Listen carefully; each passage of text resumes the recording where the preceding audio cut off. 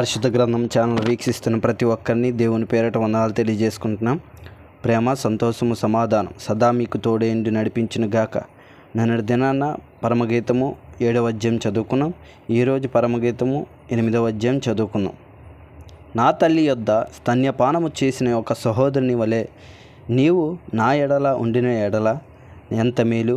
అప్పుడు నేను బయట నీకు ఎదురై ముద్దులిడుదును, ఎవరునూ నన్ను నిందింపరు. నేను నీకు మార్గదర్శనవుదును, నా తల్లి ఎంట చేర్చుదును. నీవు నాకు ఉపదేశము చెప్పుదువు.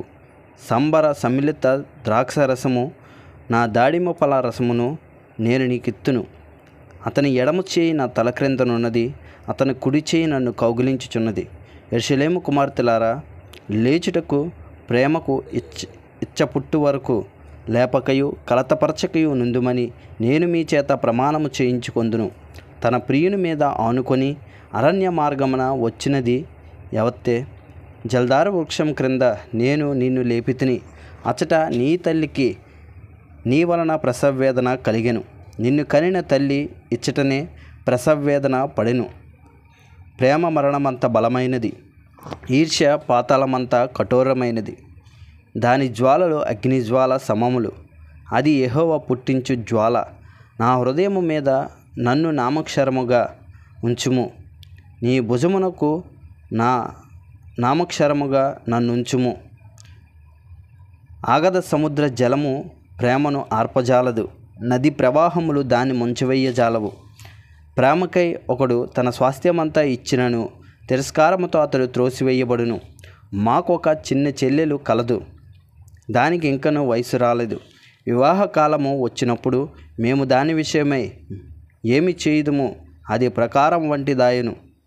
మేము దానిపైన వెండి గోపురం ఒకటి కట్టుదుము, అది కవటము వంటి దాయను.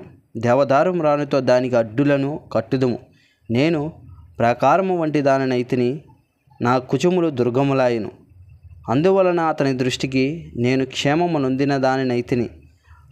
బయలు హోమోనునందు సొలొమోను ఒక ద్రాక్షవనము కలదు. అతడు దానిని కాపులకిచ్చెను. దాని ఫలములకు వచ్చుబడిగా ఒక్కొక్కడు 1000 రూపాయలు తేవలను. నా ద్రాక్షవనము నా వశమున ఉన్నది.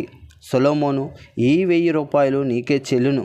దానిని కాపు చేయువారికి 200 వచ్చును. ఉద్యానవనములో పెంచబడిన దాన, నీ చెలికత్తెలు నీ స్వరము వినగోరుదురు. నన్నును దాన్ని విననిమ్ము. నా ప్రియుడా, త్వరపడుము, లఘువైన ఇర్రువలే ఉండుము. గంధవృక్షపు పర్వతముల మీద గంతులు వెయ్యు లేడి పిల్లవలే ఉండుము. ఇంతటితో పరమగీతము పూర్తయింది. రేపటి దినాన యెషయా గ్రంథం 1వ అధ్యాయం చదువుకుందాం. ప్రేమ, సంతోషము, సమాధానం సదా మీకు తోడేండు నడిపించునుగాక. ఆమేన్.